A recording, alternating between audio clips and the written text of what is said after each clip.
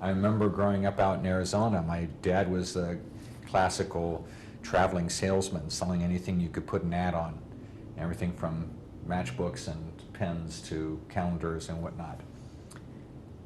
And we would go up to the trading posts on Navajo land, and I was only 10, 12 at the time. I, of course, was terribly bored, but I did notice that, you know, he would point things out to me. So now, did you notice when I talked to that nice gentleman in the big black hat that I introduced myself as Woody Day, and I told him who my parents were and who my grandparents were, and then he introduced his great-grandparents and his clan. I said, you know, okay, your point. And I said, well, this is a very interesting world, and people come in all shapes and sizes, and you can't expect everyone else to think and look and experience the world in the same way that you do. And so you need to pay attention to these things. And that stuck with me for quite a few years and surfaced again when I was first training in shamanism, and I found that some things just weren't working for me. So getting back to this thing about post-tribal shamanism and the difference between the tribal and the post-tribal shamanism is that in a tribal context, if Candace here is having bad dreams, okay, as the shaman of the tribe, I'm probably already aware of that. You know, I pick it up, I'm getting messages from our ancestors that Candace has done something wonky and needs to be sorted out. And so it's perfectly appropriate as that tribal shaman to go fix that. I don't need to ask her permission. We're part of the same tribe, right? And, you know, she immediately realizes something is up. Things start getting sorted out. I might mention to her in passing that, you know, we're supposed to make ancestor offerings on the first Wednesday of every month, or whatever it is that she needs to do, and she does it. Everything's okay.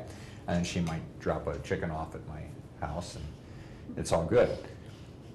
Well, because when we introduce ourselves in our culture, we introduce the individual, all right?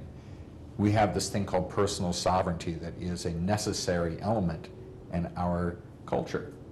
And so for me to treat someone like that in this society would be to take their power away. It would be like walking into your house through the front door, going in, helping myself to anything, the refrigerator, the liquor cabinet, go in and snoop around in your closets, and then walk out. You know, completely inappropriate. Now for the Eskimos, I understand that's just fine, no problem. For people out in Westwood and Anderson Township, not so much.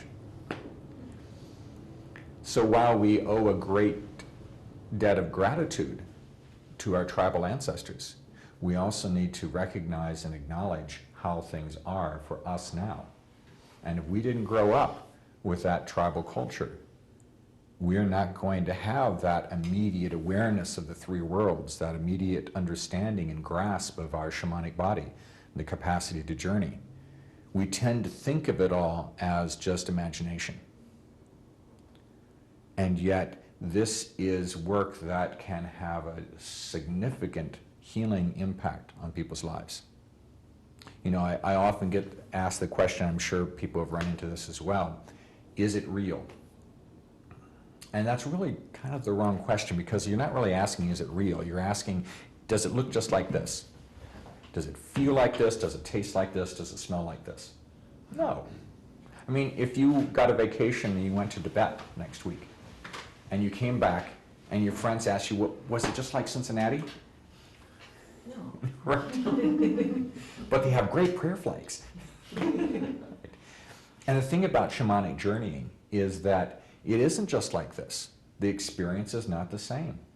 For many of us, I'm not terribly visual, in spite of 4 years of art school. So for me, it's a much more kinesthetic, Gnostic experience. I can feel what's going on, I know what's going on, and I respond to it, and things happen, but I don't see it. It's not a visual experience for the most part, other than little snippets, okay? Whereas other people, It's a completely visual experience, and they're telling me, oh yes, the world tree looks like this, and it's got this smooth bark, and it's all wonderful, and so, oh, must be nice. I can't go there.